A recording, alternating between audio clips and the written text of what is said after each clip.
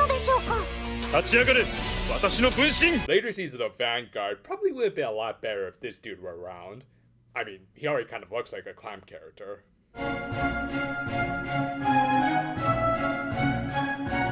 We opened this week with a history of Lard that made some flat earth theory sound sensible. I will give them credit, they certainly went all out with this whole sequence, which would act as a bit of a preview for the Sakuga Fest we are going to get through the rest of this episode. Rise of the planet of the Lard.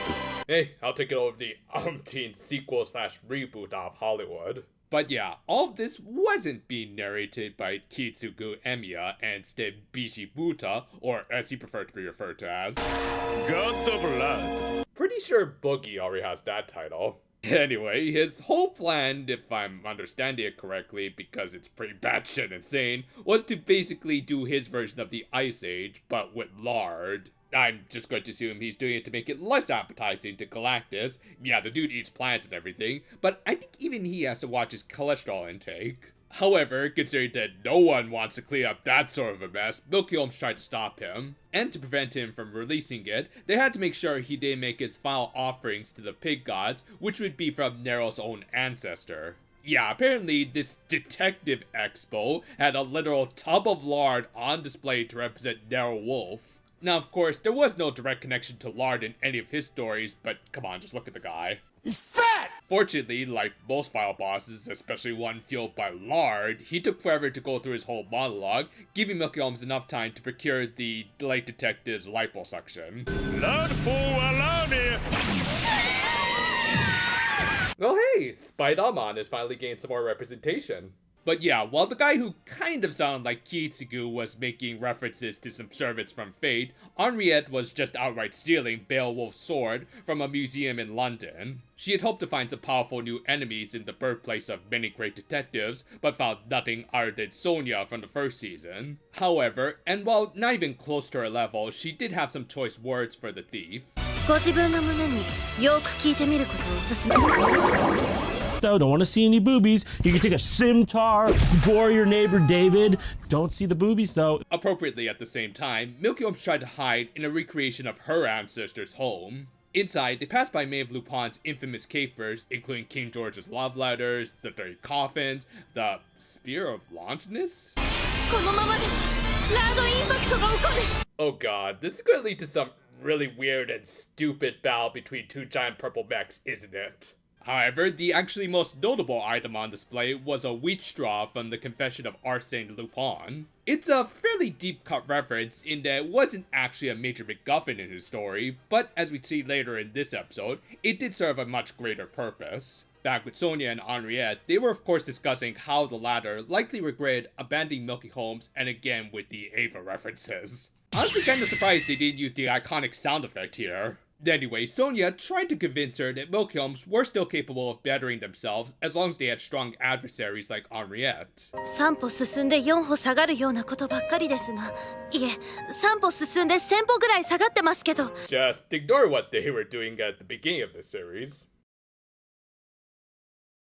However, Beowulf's sword was able to show how things weren't exactly working out well for the Dami detectives, as the lard god had successfully clogged up their arteries whilst taking Nero Wolf's lard. With that, he proceeded to drain all of the lard from the rest of the world. With that, all hope seemed lost, and the world seemed to be doomed to be turned into the floors of a McDonald's kitchen. However, our heroines weren't going to give up until they caught their culprit.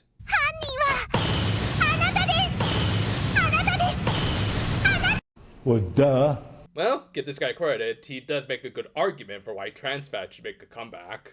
Still, with that statement, Milky Holmes and Toshiyuki Sato were ready to take things seriously as they once again regained their toys. As a result, we got a legit awesome action sequence with a ton of Sakuga, where the four managed to use some pretty creative teamwork that eventually led to Ellie German suplexing the so-called god into the tower. Suplex City, bitch! However, that just ended up upsetting him, and declaring that this wasn't even his final form.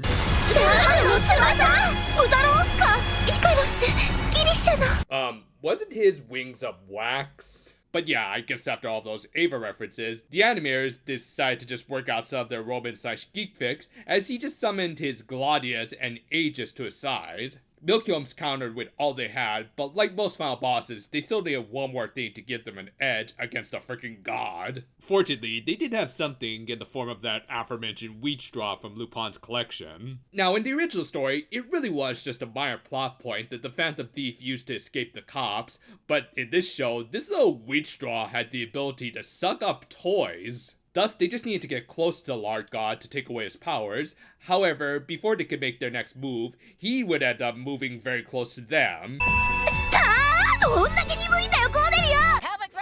Fortunately, after seeing them regain their detective spirits, Henriette was convinced to head back and help them. However, there was the little issue of going all the way back to Japan from London.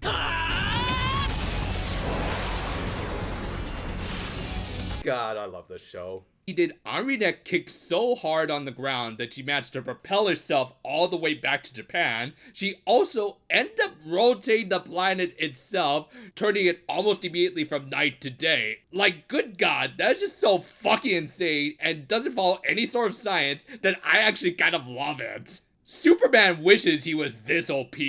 Anyway, wax or lard both were substances very susceptible to the hot sun, resulting in the god being reduced down to his normal beastie self. Thus, Milky Holmes just need to use the straw to suck out his toys, but it didn't seem to work even as they did group sucking. Phrasing. Fortunately, they got some advice from a voice that sounded like Dr. Faker from Yu-Gi-Oh! Zeal, and of course, if anyone knew how to beat gods, it would be him. So Cheryl took his advice and took a closer look at the straw. Hey, phrasing! And with that, they all tried to propel air from their lungs into the straw, even though really only Cheryl could be the blower, but whatever. It was enough to overload the god, who just went full Tetsuo, because why stop referencing one iconic anime from the 90s? And as a result, Buto was returned to normal, and all the lard of the world was returned. We also learned that the voice Cheryl heard came from the real lard god, which was just a fatty cube of pork. Okay, that's it. I'm just gonna eat this stuff raw.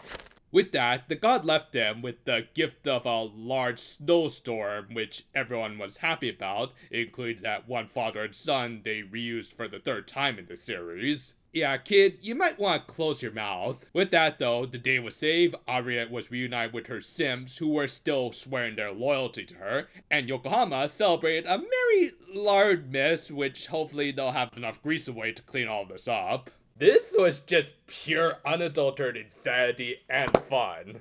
I mean, really, I don't think I have to say much beyond just a basic description of magical girl detectives fighting a final boss fueled by the power of God, anime, and lard to get across how incredible this climax was. It of course also helped that the production values were equally insanely good.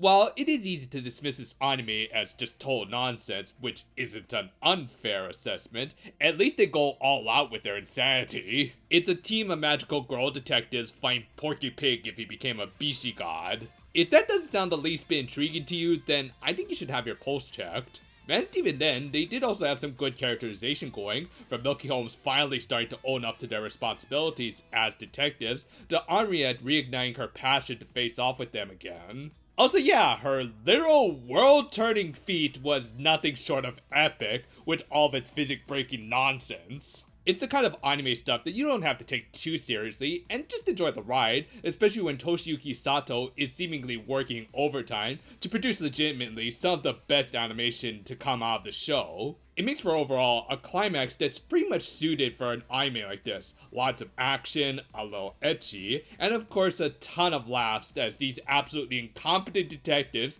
get at least a few W's every so often. Though again, I don't even want to imagine what the cleanup is going to be like. Thanks for watching, and if you don't want to get too greasy doing whatever you do, maybe you can watch some of our other videos to help you out somehow. We've got something new coming out almost every day, and starting next month, we are planning to do some longer form videos. Look forward to whatever comes next. Until then though, fair for now my friends, and a legit piece of advice. Always save up your bacon grease. See, if you fry it up with your eggs the next morning, it's gonna give them a nice little bit of umami.